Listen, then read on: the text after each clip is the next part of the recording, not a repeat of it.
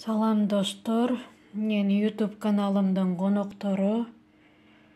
Мен бүгін гүлдерімді қандай жазға қамын көріп атқанымды айтып берейін деп, сіздерге сунуштап берейін деп видеомду тартып атқан кезім. Сіздер азыр көріп тұрған гүлімден баштайын. Рео традисканса деп қойот. Бұл гүл көп жылдан бері өсіп келатқан гүл. 15 литрлік горшокта отырат. Гүлдейт бұл гүл. Жайқысын өзгөчө жакшы гүлдейт. Азыр гүл ача элек.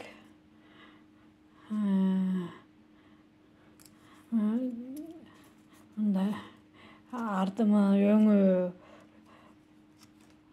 арт жагында бул жаш бутактары чыгып атат. Мындай өңү башкача фиолетовый болот. Арт жагында мындай бети жагы жашыл. Ушундай гүл абдан мындай өзгөчө көңүлдү эле бурбай эле койсо болот. Сууну, анан жарыкты жакшы көрөт. Идиштин кененин жакшы көрөт. Ошондой жөнөкөй гүл өзү. Мен ошо жөнөкөйлүгүн жакшы көрөм ушу гүлдүн. Андан кийинки гүлүм алоэ. Алоэ вера деп коет. Пайдалуу, дарылуу касиети бар гүл.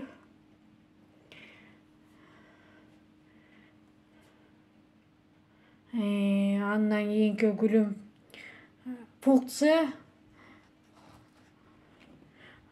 Ак фукция, бирок гүл ача элек.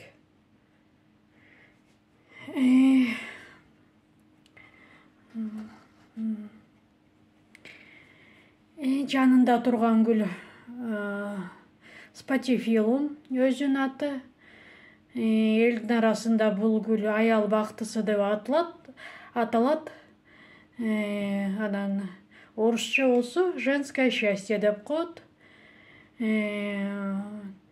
Гүлүм 1 ай болуп калды гүлдөп бүткөндөн кийин 1 айча эс алат бул гүл. Анан эс алгандан кийин кайрадан гүлдөп баштайт. Мынакей азыр бул жаңы жалбырактары байлап ачылып аткан кези көбөйүп. Анын жанында турган антуриумдун атындагы элдин арасында эркек бактысы деп коет. Орусча болсо мужское счастье деп аталат. Бул антуриумдун сорттору абдан көп. Агы, карасы, кызылы, розовый, ар кандай түрлөрү көп. Анан биякта бул жерде турган бегония гүлү декоративный.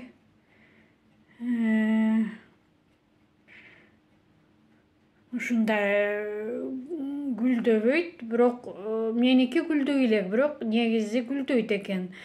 Гүлүнө караганда бул өзүнүн жалбырагы менен кооздуулугу ошо жалбырагында. Гүлүнө караганда, бирок гүлдөйт экен. Момундай биягынан көрсөтөйүн. Момундай кызыл ийнедей болгон немелери болот экен. Ушунусу менен кооздугун алат. Мындай жалбырактары крупный болот. Мындай жаңы жалбырактагы чыгып келатат. Биягында көрсөтө кетейин. Биягында бегония гүлдүн башкача сорту, клубневый сорту бар. Ошолор тамыр алууда. Бул жерде болсо фиалкам жеткасы. Анан биягында болсо фиалкаларым. Бул фиалканын жеткасы. Фиолетовый фиалка, сиреневый фиалка. Фиалкаларым түрлөрү аз. 2-3 гана сорту бар. Көп эмес, ошол 2-3 сортун көбөйтүп алгам. Мындай чоңураак идиште эле көчүрүп койгом.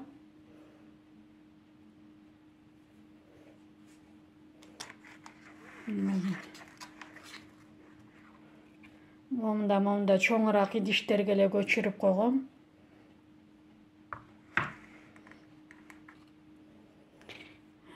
Азыр буларды мен ошо жазга кам көрүп,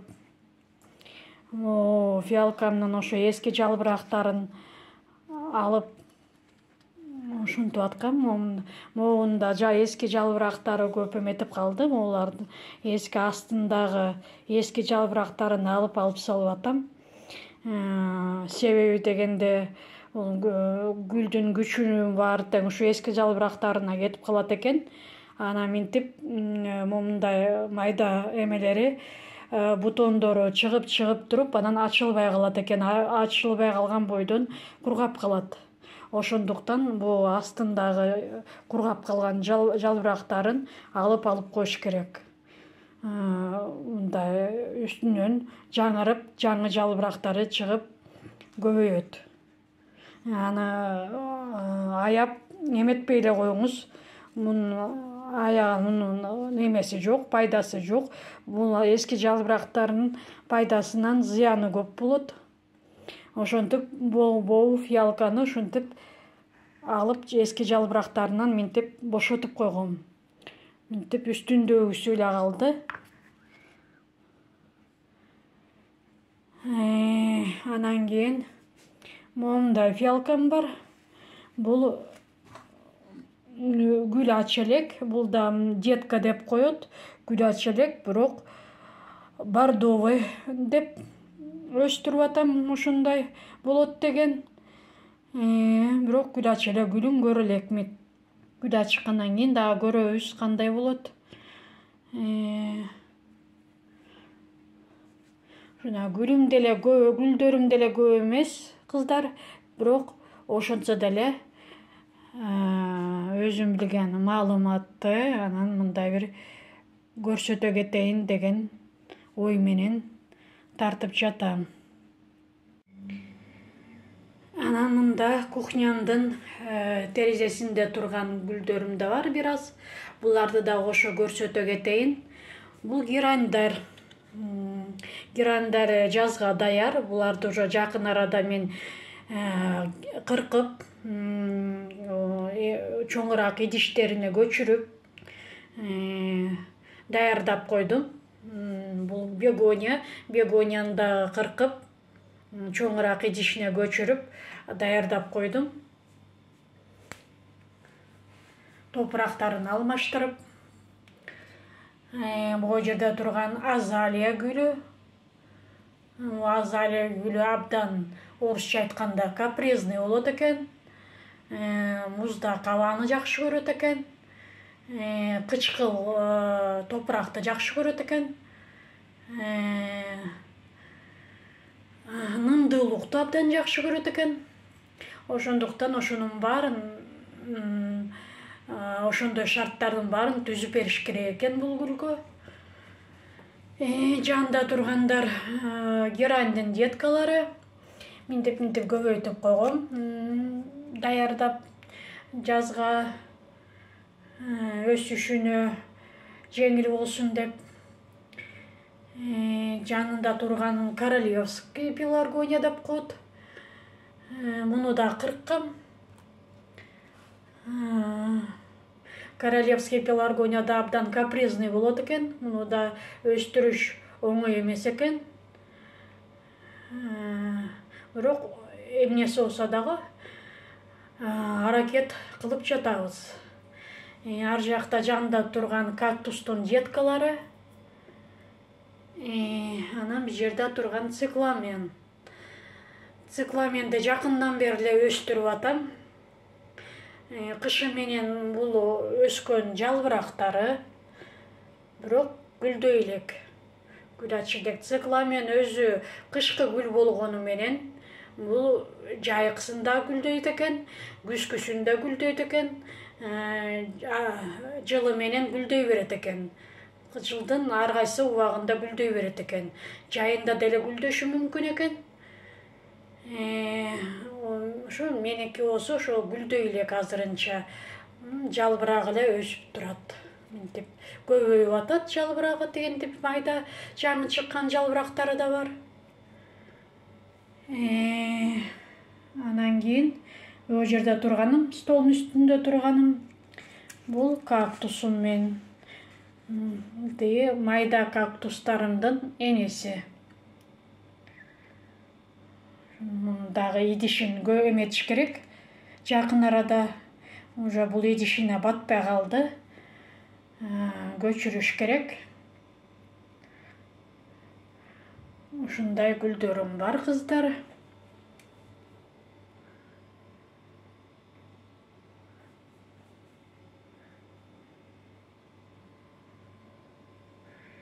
Аябай гүл өстүрүүнүн ыкмалары көп экен.